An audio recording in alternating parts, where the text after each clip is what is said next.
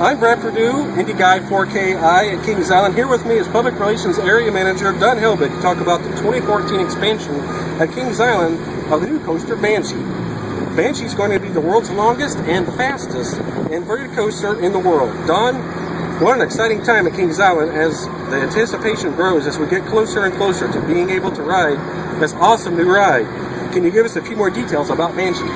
Yeah, I mean, you talked about everyone's anticipation about it when we announced the ride on August 8th. It was like a rock concert atmosphere for the announcement. More than 2,000 of our guests just all gathered around. They were, cheering, chanting, very excited about not only the ride, but also the name, the logo, and, the ride experience on Banshee.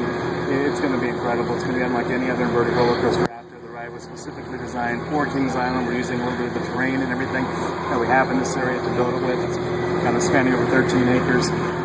One of the things that's going to really make it unique, unlike any other inverted roller coaster, is going to be the size of each of the loops, much larger than any other steel roller coaster out there. And the ride is also going to reach its top speed over the second half of the ride. And that makes it a little more different and unique than other roller coasters out there, where normally the top speed is coming down the first drop or maybe the second drop. But this one, it's going to be between loops 4 and 5. That's going to reach the maximum speed of 68 miles per hour. That's a very cool element. I'm really looking forward to that.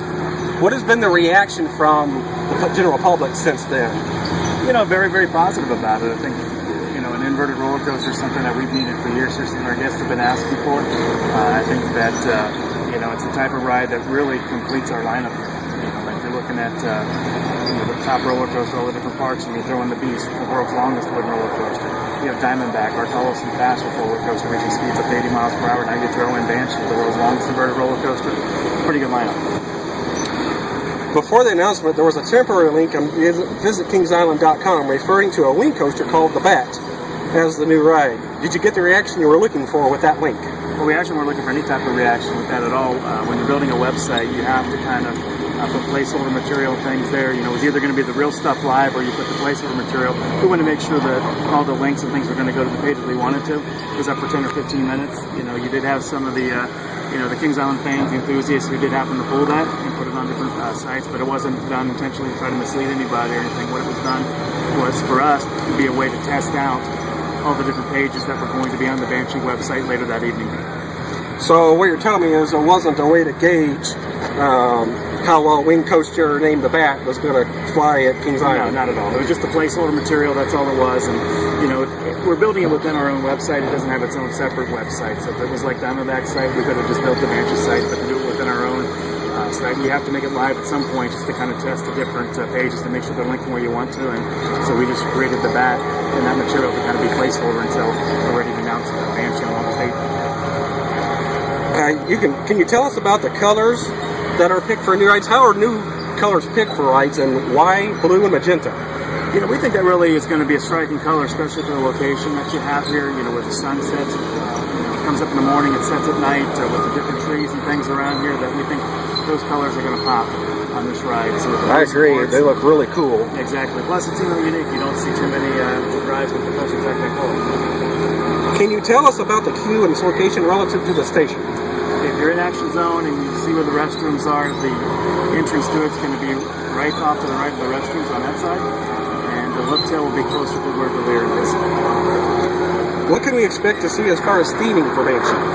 Well, we have those sculpted tombstones that were out front, part of the announcement. We're going to have those placed along the ride's course, and at night, that's when you're really going to notice a lot of the theming because there'll be a little bit of a fog effect when you throw in the tombstones and some of the other elements that are going to be some surprises when our guests come next spring. That I think everyone knows the Beast is one of the best night rides out there in the world, if not the best. Diamondback's pretty good, but I think Banshee is going to become a new favorite night ride of all our guests. What type of landscaping will we see during the ride? I know I'm not really paying attention really what's below me while I'm riding a ride. I'm experiencing the ride, but others seem to like to know that. We're going to see grass, trees, flowers, a zoo. I mean, you'll have, obviously grass, trees, we'll throw out the Celtic tombstones, things like that, but most of it, you're not going to notice what's around you because you're going to be flying through 7 inverted at speeds of 16 miles per hour, so, really what's below you and all that's really going to be irrelevant. I am Brad Perdue, Indie Guy 4K, alongside Don Helbig, Public Relations Area Manager, Kings Island, talking about the 2014 expansion, Banshee. Was it requested by the park to have the first drop come back towards the midway, or was it engineered that way because of the terrain? Well, we brought, B&M came out and looked at the area, we let them do the design, so there wasn't, anything that we said it has to do this or it has to do that. I mean, they're the experts on that. They know what they're creating, so basically, here's what you have to work with, and come back and show us what you got. It was revealed that the trains will have the wing coaster as trains. Is it something that the manufacturer wanted to do, or was that requested by the park? I think it's something that B&M is always trying to improve the technology, and the wing coasters have been very successful. It's a comfortable ride experience. I think one of the things that the older inverts, some of the seating is a little more obstructed than unless you're in the front seat, so this is going to eliminate that. So really, wherever you are in this ride, you're going to have a better, clearer view than what you have on some of the older inverts. Will the restraints be adjusted to accommodate the individuals who have mentioned the pressure being experienced on gatekeeper? That's Cedar Point. Yeah, I mean, they've been working on gatekeeper all summer long. It's been gradually, correcting that issue that they've had with some of the guests where it does tighten up on them. So we don't anticipate that's going to be any problem by the time Banshee opens in April. Cool. All right, here's a little bit of a harder question for you. Let's assume Son of Beast was still operating today. Do you think we would still be seeing a Banshee coming in 2014, but just in a different location of the park? There would have been a major roller coaster coming here in 2014, yeah, absolutely. I'm thinking everyone says that this is a replacement for Son of Beast. It's not a replacement. It's being built in the same location as Son of Beast. After closing Son of Beast and making a decision to bring it down for future park expansion announced in 2012, can you tell us when Banshee became a reality? Was it before you decided to remove Son of Beast, while Son of Beast was being torn down, or not until the land was cleared and able to be surveyed and all options laid out? It was around the same time that we decided what we were going to do, what we were going to move forward with. We had B&M out earlier, as early as 2010, looking at the area and the event that we had to go that direction. Son of Beast, we did look at all the alternatives. At the end of the day, there wasn't anything we could do about it. But we're very excited about the area we have here. We think it's just the perfect location for what this ride's going to be. Why an invert over a Giga, Dive, or any other type of coaster? We think it's an outstanding ride. We think it's what our guests have been asking for. In fact, we know it's what our guests have been asking for with that. But, sometimes everybody gets enamored about, something being the tallest or the fastest, or they need all these, series of records or something like that. Our first priority was to just deliver an outstanding, just a terrific ride. Something that was going to be memorable. And, when you get off the ride, you're thinking, that was great, I want to go do it again. The numbers are just one thing, so it wasn't important for us to have something that was 300 feet tall that wasn't going to be a great ride. Right. In the past, you greatly improved the areas where new attractions had been placed. Will that be the same case for Action Zone this time around? If so, can you reveal any of those improvements? I mean, there obviously is going to be a different look to Action Zone, a different feel to it, but, what exactly it's going to be, I think our guests will find out when they come back in April.